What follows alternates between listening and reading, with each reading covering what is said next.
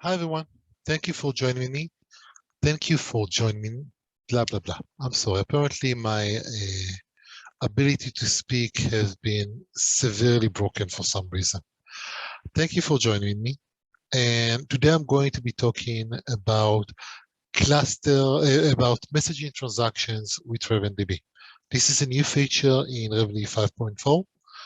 And this is actually a really interesting feature because it slots very nicely into the overall ecosystem that we have.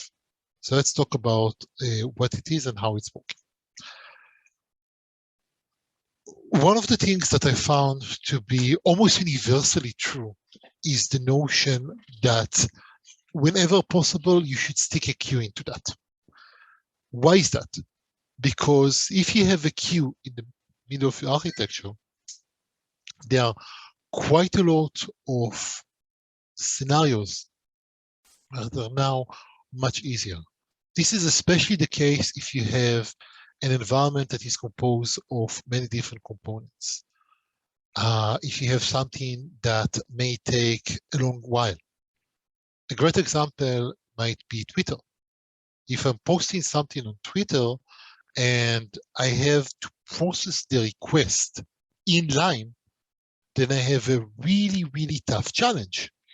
I have to check the tweet for, I don't know, banned words or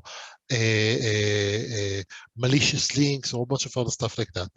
I have to notify all of the followers of this user that they have a new post and a bunch of other stuff like that.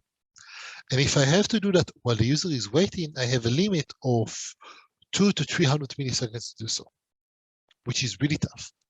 If I throw that post into a queue, suddenly I have many seconds to do that with no one actually being wiser.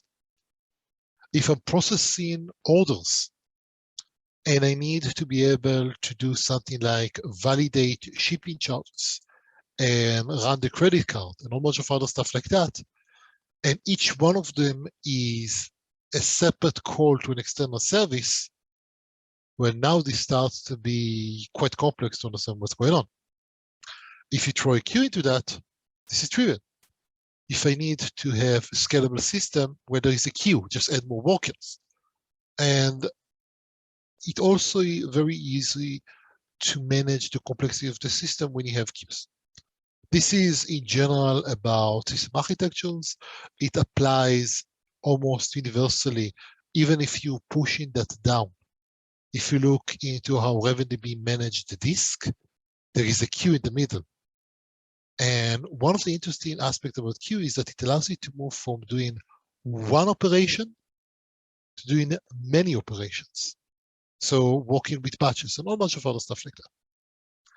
Now, here's an issue. How do you handle long-running processes? Again, checking shipping charges. How do you handle some error, retry, stuff like that? How do I have visibility on what's going on? All of that, use a queue. And for more information, go and listen to any of the talks by Udi Yahan, who is doing a great job at explaining this as an architecture.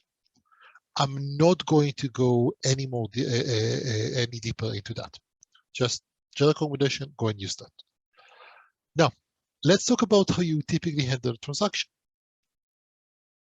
You have some data reads. So you authenticate, you check permission, you get the data, maybe some transformation and send it over. User sees that, we're done. What happens if you want to modify state? This is typically where the complexity is. So you have all of this behavior. And somehow, crucially, you need to manage atomicity and transaction boundaries between very different services that have sometimes there is no even a meaningful definition to how you roll back something. Let's look at that in more details. I'm going to assume the classic example of online order processing. And what I'm going to say is that here, all of the steps that I have are on the way. Some of those I can probably parallelize. So email the user and reserve inventory, maybe I can do that in parallel. The problem here that I have many external systems. How do I manage to make everything work? For example, let's say that reserving inventory is something that takes 2 seconds. The compute of the shipping is something that I can do in parallel. But as would be but I have to wait for the shipping charge before I can charge a credit card. All bunch of other stuff like that. Problem here is that I charge a credit card and then I fail to generate the manifest. Why? Because supply chain issues and there are no trucks available in the given time frame that we committed to the customer. What do we do then? I already charged a credit card. I already sent an email. Well, that's a problem. And there are many solutions to that situation. Most of them revolve around, oh, let's use two-phase commit or distributed transactions. I have had the pleasure of implementing distributed commits and two-phase, distributed transaction and two-phase commits several times actually.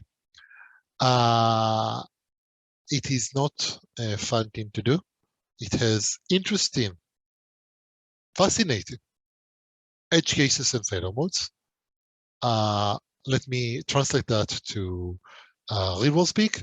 You will wake up at 2 a.m. and want to punch someone, preferably past self. So here's the issue.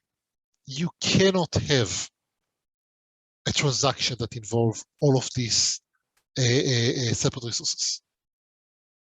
How do you roll back an email? There is no API for Gmail, roll back a transaction. There is recall email, which should also be called the Streisand effect. I recall an email, that's the best way to ensure that someone will read it. And we somehow have to manage that. It's getting worse because, okay, I want to use queues for that.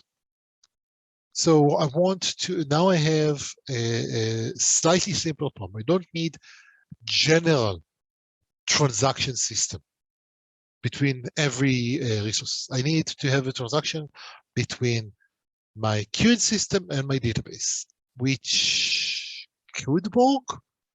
I mean, MSMQ, Microsoft Message Queue System, and SQL Server can both run with DTC, except there is a tremendous performance cost.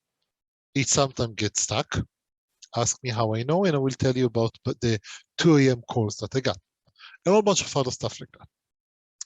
So let's talk about how we can manage and work on that. So the first thing that we can do is try to do two-phase commit, which is great. I mean, that's that works, except that I don't actually have a way to do two-phase commit to Gmail or to SMTP in general. Now, instead of sending the email directly, I could have some sort of an agent, a mailer daemon that would allow me to do a two-phase commit and only send that that email after that transaction is committed. There is an issue here that what happens if the mailer daemon have failed. But in general, email is not reliable, so we can just assume it's going to be there.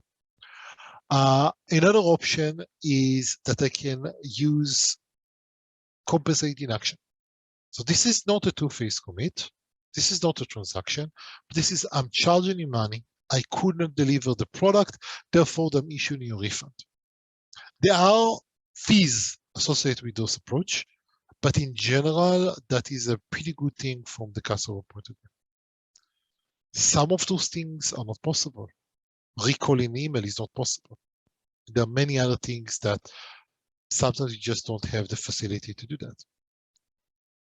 There is a concept of sagas, which allows you to have some sort of a workflow among multiple components in the system. And again, I'm referring you to Udi Dahan for more details on that. But there are also other options.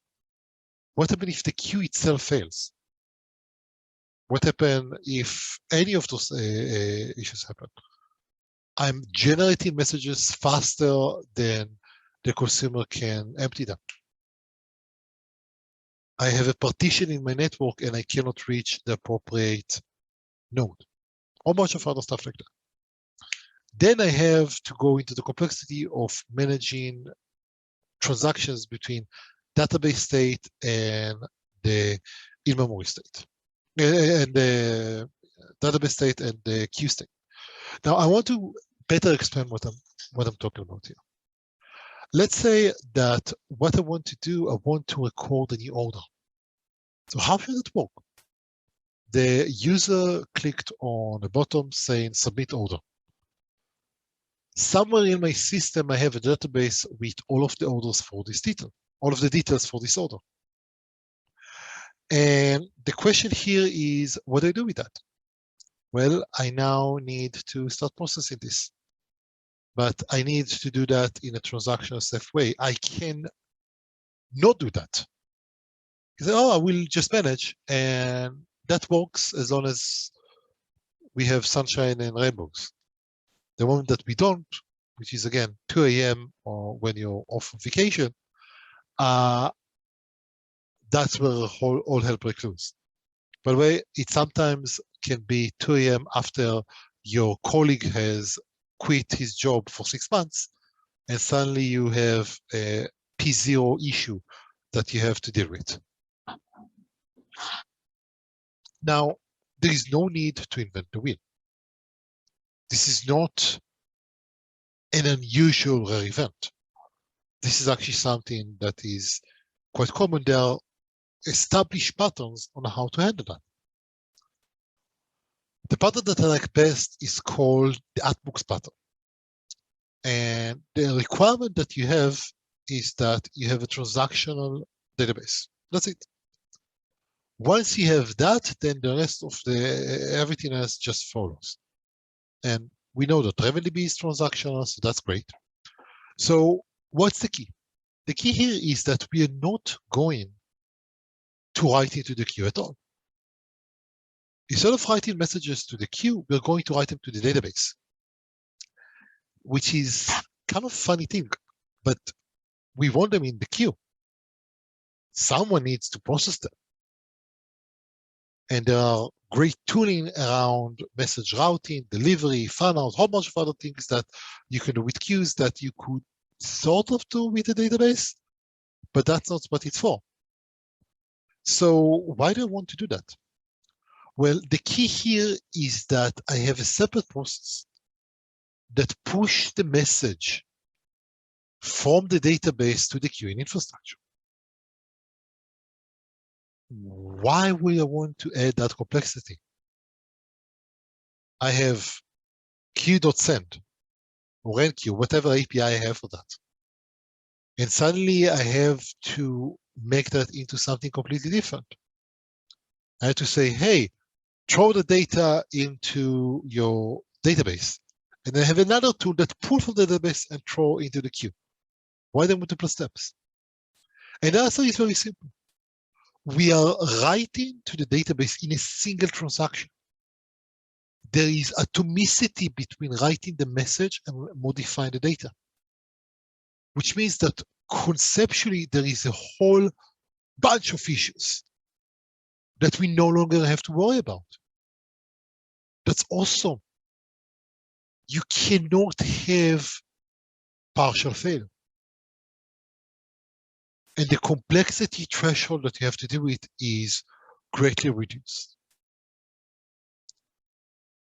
So let's see how this pattern is actually working. So we have this issue. We write to the database. There is a process that pulls the data and puts it in the queue. Everything else remains the same. So what's the story here? The story here is that I'm writing the messages to RavenDB. Then I have something that listens to the queue, not to RavenDB, to the queue itself, and everything works. Now, the process is not really that complex. I just spent 2 minutes to explain that. And the benefits are hopefully obvious. But it is a tedious process that you have to work with. You have to manage scenarios, what happens if there is a failover, a whole bunch of edge cases. Do you have back pressure on some things? How do you manage monitoring and everything else? This solution is awesome for your architecture because it also creates good separation between the different components in the system. Oh, I had this interesting state transition from an order of submitting an order, which as a result emitted the following messages to the queue, where now a completely different team is going to process that. Not my headache. I like that. But the issue here is that we still have more components to manage, more things to write. This is an infrastructure concern. So let's make it a true infrastructure concern. This is where RavenDB comes into place. So the idea here, in RavenDB 5.4, we have queue integration to Kafka and RabbitMQ. And this is sitting on top of the existing ETL infrastructure for RavenDB. So let me show you how this works.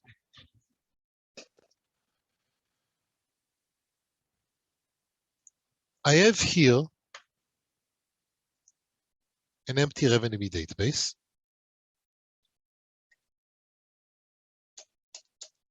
And I have here an empty RabbitMQ. Not really anything here that is really that interesting.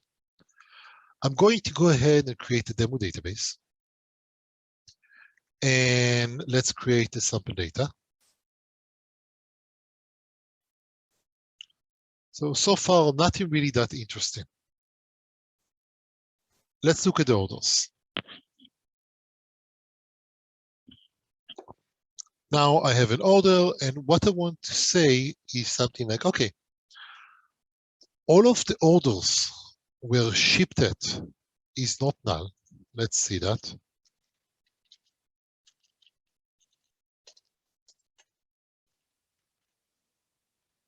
So 809 of those.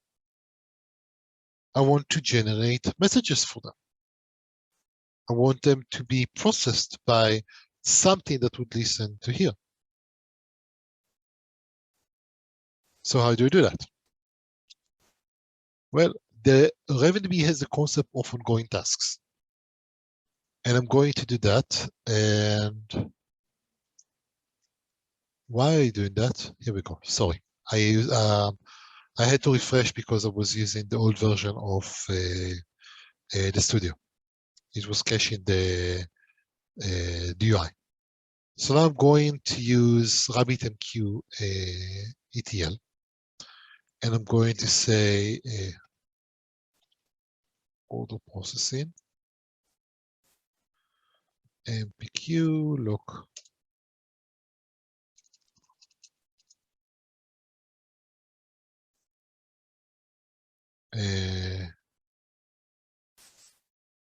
AMQP, sorry. We're good. Now I want to do this. You can see here that I have all much of this, but this is what matters to me. Load to ship orders.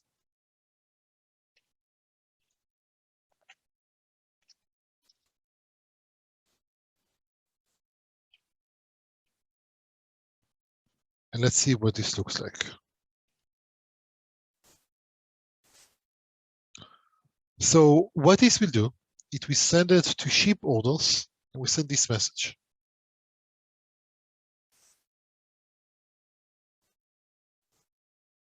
Now I'm done. You can see that this is completed and everyone is happy. Interesting enough, this is new. And this exchange go to this queue. And in this queue, we can see here are my messages.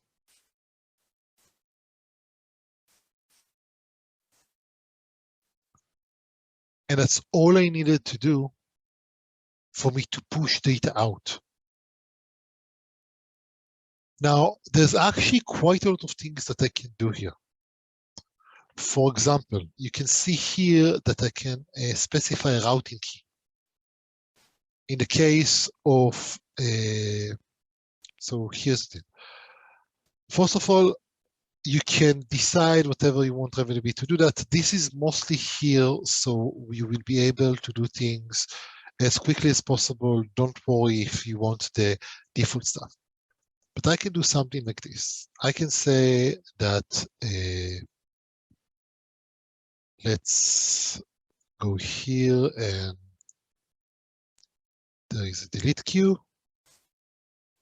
Let's go here and delete this exchange. Now what I'm going to do is I'm going to say order US, order CEO. Sorry. I don't actually need this. I want it like this. Orders. And now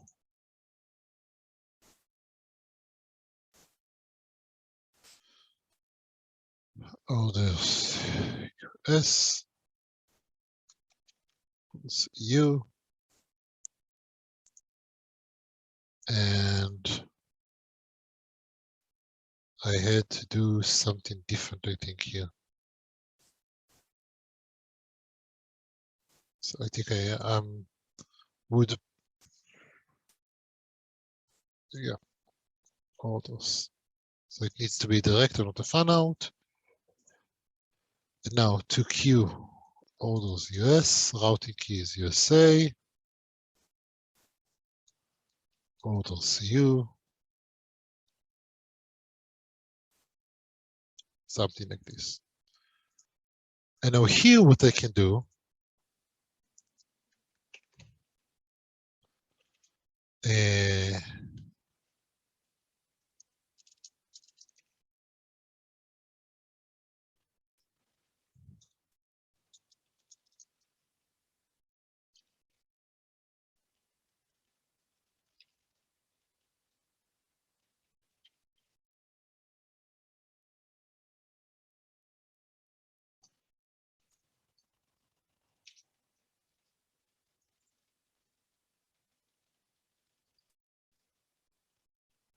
something like this.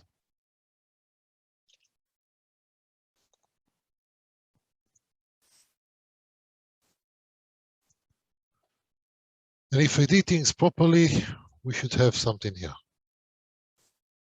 If I didn't, we would have a notice that's saying there is a problem. Okay. So the issue is that what happens if I don't have any of those? Else return. In this case, we're not sending an item.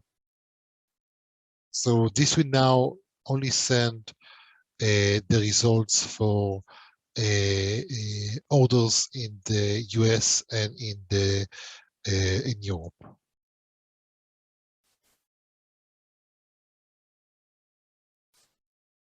Okay, what's the error now?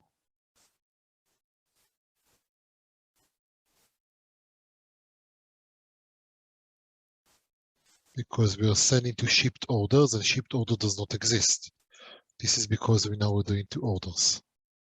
So I have to change it here.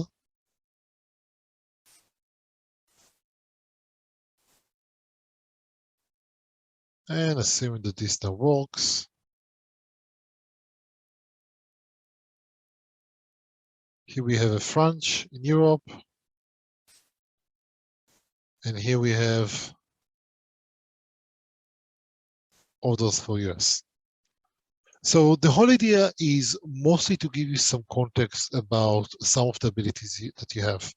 you can see that there's actually quite a lot of operation that you can use. You can send to whatever exchange you want. You can specify routing. You can even send a single from a single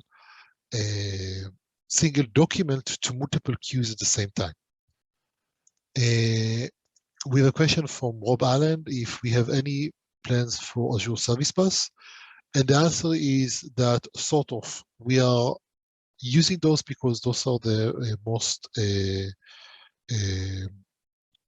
broadly applicable options. We are certainly looking into integration with more things. I have certain fear about this being, 10,000 boxes, but I think that that's certainly something that we want to look at.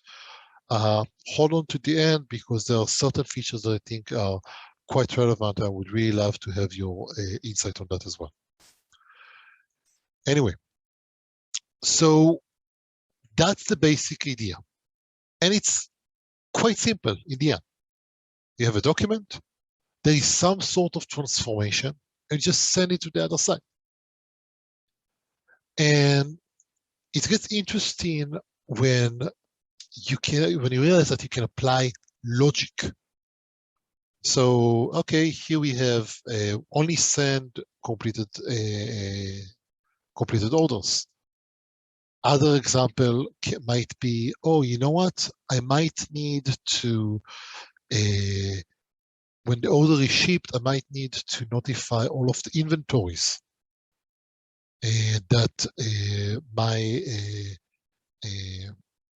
my stock is running low. So I can actually do something like this. And,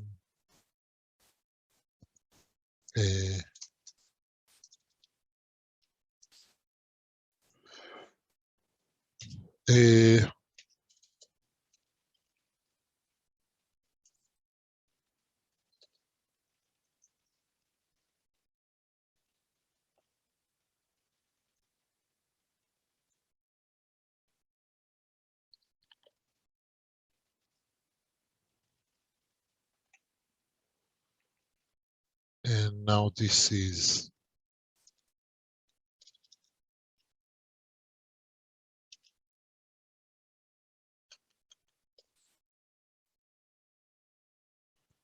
on orders, and you can see how this looks like here.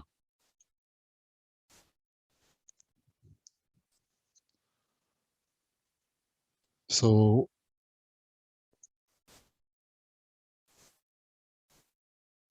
now you're done. Here's the inventory. And here we have all of the messages. And I can figure out how this is working. Now, for each order, I may have multiple such events. This makes things so much easier. Especially because now you have all of the usual toolings that you have for RavenDB. For example, you can go to stats here and monitor exactly what's going on. Now, consider what happens if there is a failure. What happens if RavenMQ is down? Or there's a network issue, whatever. RavenDB won't care to just retry and retry until it's successfully doing that. No code that you have to write.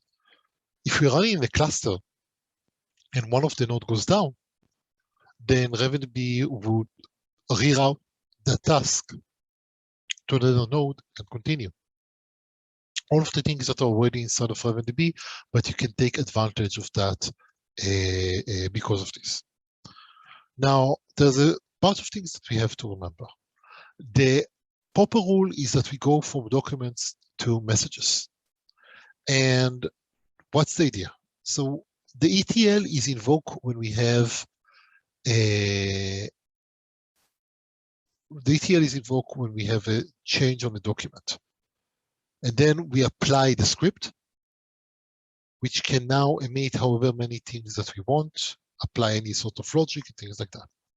And eventually, it's the output for that is that RavenDB is sending those messages to Kafka or RabbitMQ.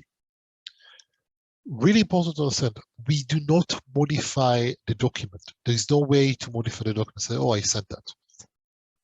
And a key aspect is that, let's look here. You can see that right now I have 2155 messages in inventory. I'm going to go here. You can see that I have 3 of them.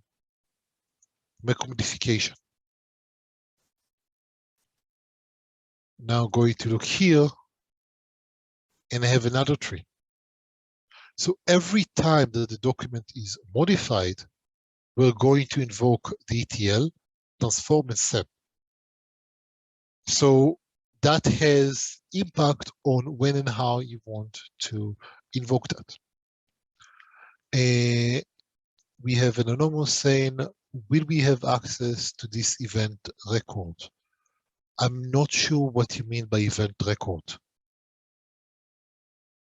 If you can explain, if you mean, do you have access to the message? Well, it's inside the queue. If you're talking about, if you have access to the record of the sending, that's metadata that we store. You can see that here, and there is API to access that. Beyond that, I'm not sure what you're talking about. I would be delighted if I could have a clarification. So anyway, coming back to here, the issue that we cannot modify the document is a serious one. Because what does it mean? It means that whenever a document is modified, we have to run and invoke a message, and then someone may process that twice. And it turns out that this is not quite what you want when you're talking about how the system is working, how outbox pattern is working. Instead, we can apply the outbox pattern explicitly. What do I mean by that? You can see here that I'm setting the status as ready. And now I'm storing a new document. Order status change. And the only purpose of this document is to serve as a message, which is then picked up by RavenDB. So let's look at this from this perspective. One option is here.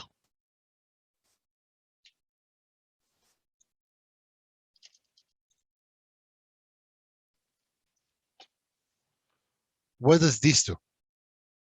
Well, in this context, the business logic dictates that once the status has been modified to be set to ready, that this is a frozen document, it cannot change. Therefore, I have no issues doing that. After a while, this is done. Alternatively, I may emit a separate document just for that purpose. But how does it help me? Well, no one is going to ever modify this thing, right? Is it helpful?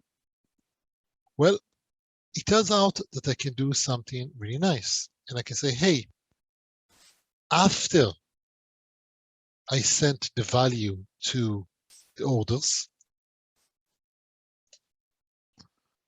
I want you to delete the document in question.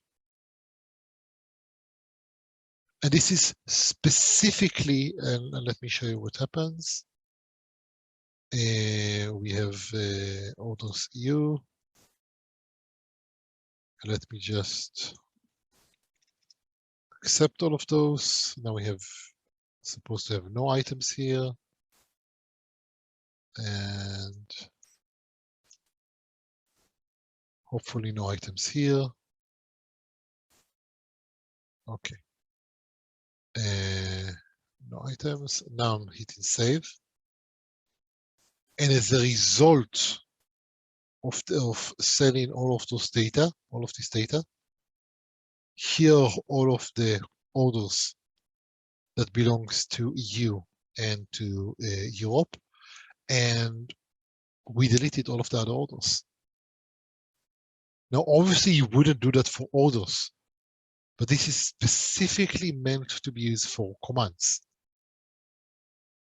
And the fun part about this is that this just work.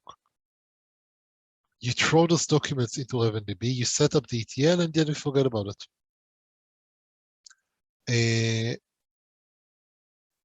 We have Castillo who is asking, I think it's Castillo.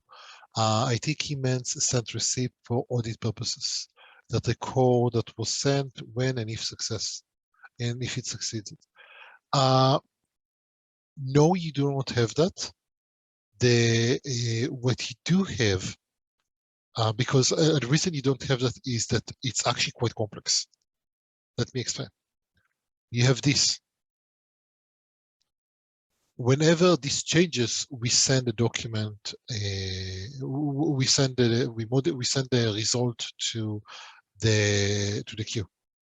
When that happened, how that happened, those sort of things are more complex. Now, because you may have multiple modification. And if you have multiple modification, we are guaranteeing you that you will send the last version of this. You will not send all of the versions. There's no guarantee of that. So the issue is I sent something is not necessarily I sent product 73, I might have sent it 3 times or once. There's no guarantee on that. Now, one of the things that we do provide to you is in some of the states, you can see where we are at. And I don't have an easy way of showing that to you. Let me see if I can very quickly try to see.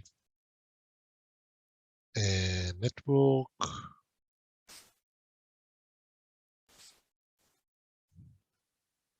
Okay. It's nice. Open that. Here we go. Okay. I don't have it here, but those are studio endpoints. But there is a way to get the last ETAG that was changed. And then you can check whatever we already sent this ETAG or not. So it will tell you when that item was sent. By the way, if you go and look at the actual data that we have here, we're also sending you in the ID. We're sending the ETAG of the change vector, sorry, not the ETAG, the change vector of the document that was sent, so you can correlate on that as well. More interesting features. This is almost an accident. RavenDB has this notion of a refresh. Refresh is a very simple feature. I can go and I need a date.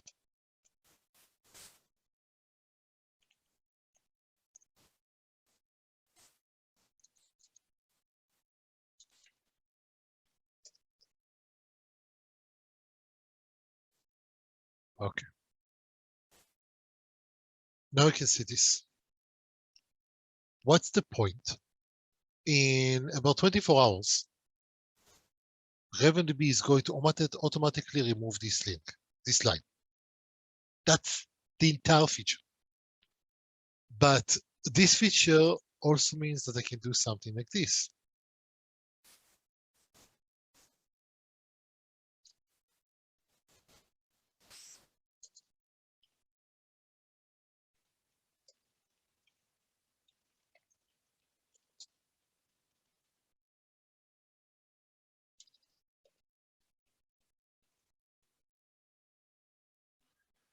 And that's it.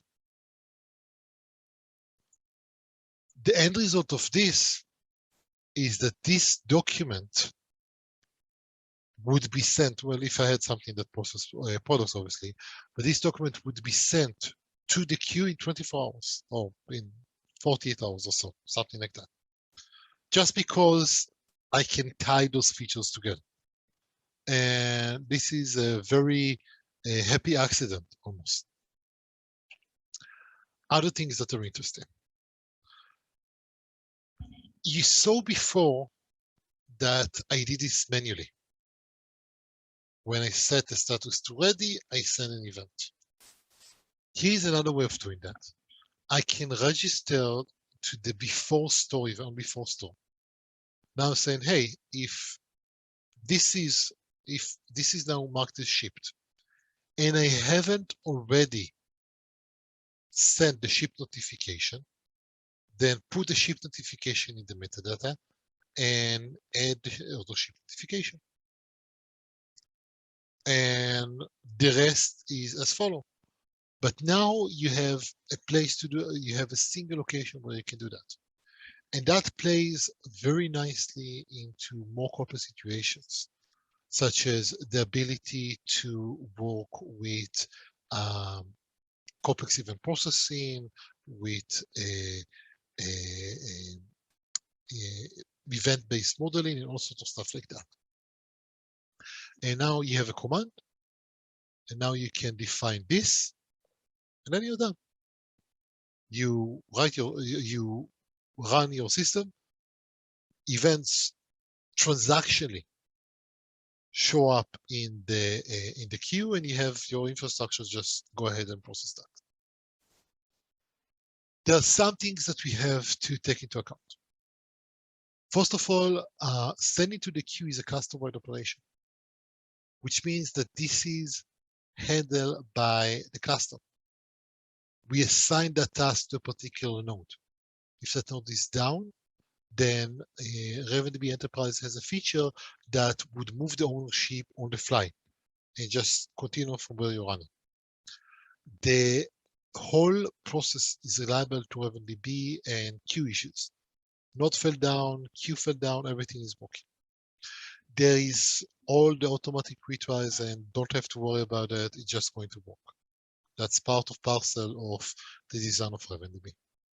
Something that you have to take into account is that we have to worry about duplicates. This is a rare event, but the whole idea is that RavenDB sends a message to the queue accepts that message, but then we fail to confirm that. For example, the queue message that the queue response that the message was accepted was dropped for whatever reason. In which case, then RavenDB is actually implementing a idempotent producer for RabbitMQ. But the problem with doing that is that what happens if at that same time frame, we also had to move the ownership. In which case, the other node doesn't know that it already shipped that, and it's going to send it anyway. For that particular purpose, we have this thing, and this is called a change vector, and this is some ID that would uniquely identify the document that we send. Another really important aspect is that we may get the same, we will be called multiple times on the document. Why is that? Because every time the document is modified, we will run the ETL on that and send it to the other side. Some alternatives. RavenDB is really nice in terms of not requiring that. We have subscriptions, including concurrent subscriptions, that can, for the large number of use cases, subsume the need for Kafka of RabbitMQ. It has all of the same advantages of running transactional systems, outbox, etc. No need for additional components, deployment, monitoring, etc. If all of your system running, all of your process running inside the same system, same technology stack, everything, throw everything to RavenDB and run it like that, it's perfectly fine. If you're running on different systems, different teams, technologies, you want to have strong barriers between the teams, then go with some sort of message queues. Subscriptions are not a message broker. They'll just allow you to get notified and the results of certain queries, and then you can apply them in a very similar manner. Here's some important readings. This is more about the concepts and design. Starbucks does not use two-phase commit is an excellent article. In Life Beyond Distributed Transactions, this is linked from PayPal, which is also a great read. And now this is the time for questions. And that was very fast. Okay, so Simon is asking, sorry, John, later I was wondering how you had the schema over time. Message contract, and is there a way to use specific of the transport, for example, adding headers? So the answer is yes. And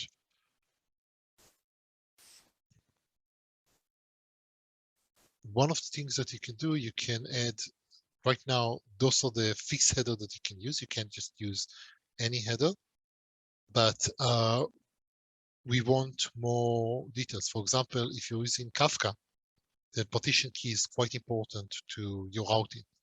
You can see here, we're actually doing that in a more structured manner. As for message schemas, you control whatever details you send. This is your message. And you can match it to whatever you want. If you need to evolve that, go here and modify the output that you have. That's the way to handle that. If there is an actual issue, then that's going to be reflected in the errors like you saw here. Here when we have those failures. And we had to fix them because routing key was wrong or any sort of stuff like that.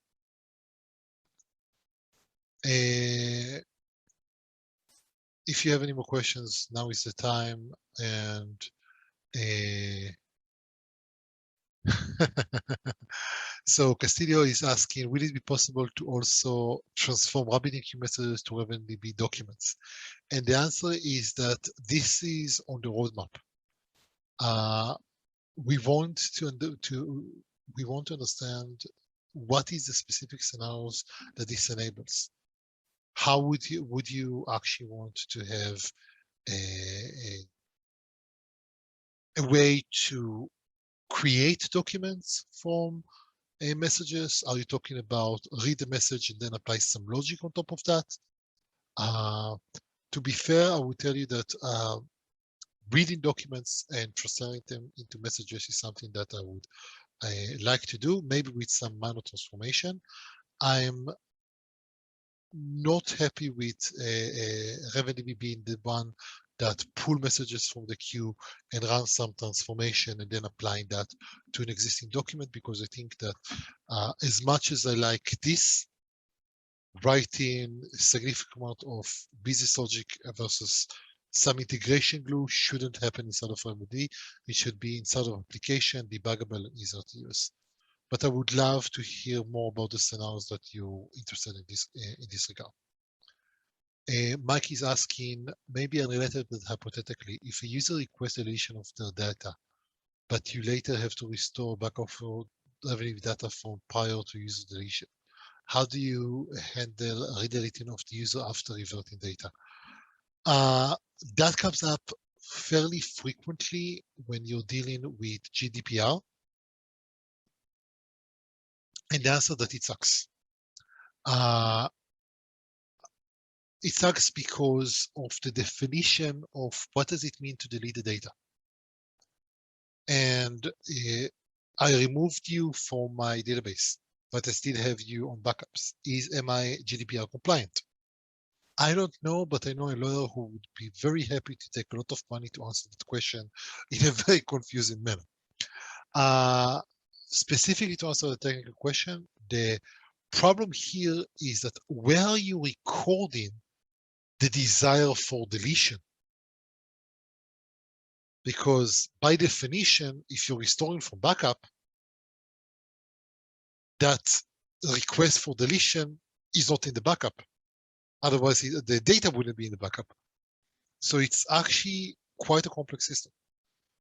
And typically what this boils down to is to have a separate environment that records, hey, those are the delete requests that we have. And this is how we handle that. In some cases, what you do, you have a per user encryption key. And then you destroy the encryption key, and then even if you have the backups, it doesn't matter because you can't read the data.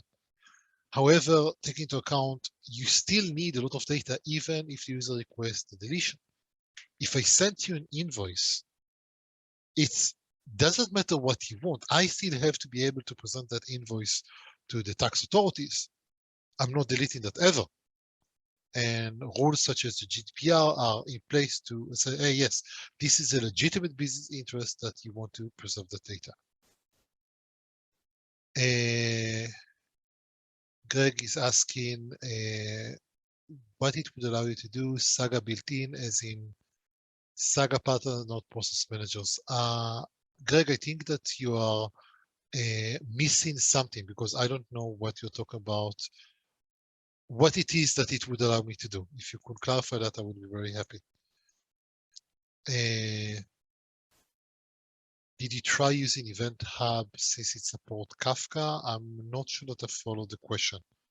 We are throwing the data directly into Kafka or RabbitMQ, and there isn't really anything in the middle to deal with that. If you're talking about something specific to Kafka Event Hub or integration, then we would need to think about that. Greg is saying that he will talk to me later, and I would love to catch up. We haven't talked in a long while. Something to note about Sagas and RavenDB. RavenDB is primarily meant to store data and allow you to query and operate on that. Something like Sagas and workflows and stuff like that are more or less out of scope because RavenDB is not the appropriate tool for the job for that. You can push quite a lot into state management, but I think that at some point you have to stop and consider, do you really want to do this? I think those are all the questions that we have. If you have, oh no, we have more. That's so fun. How you monitor? So someone is asking how you monitor the ETLs. If you have a target down and producing is failed, how would I get notified? So the way we get notified is we get an alert here, and the way to be notified about the alerts is SMP.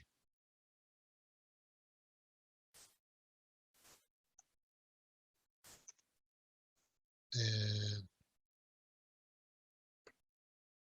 second, let's see if I have it here. Sorry, it's alerts.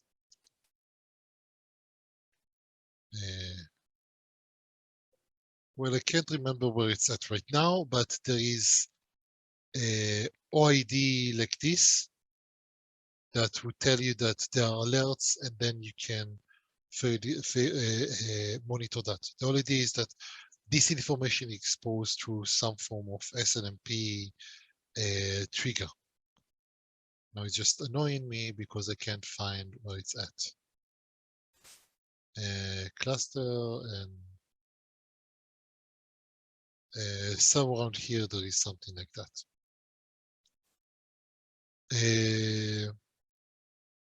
That's it. But basically you monitor the alerts, and you should probably do that anyway. There are some quite important things that are happening there.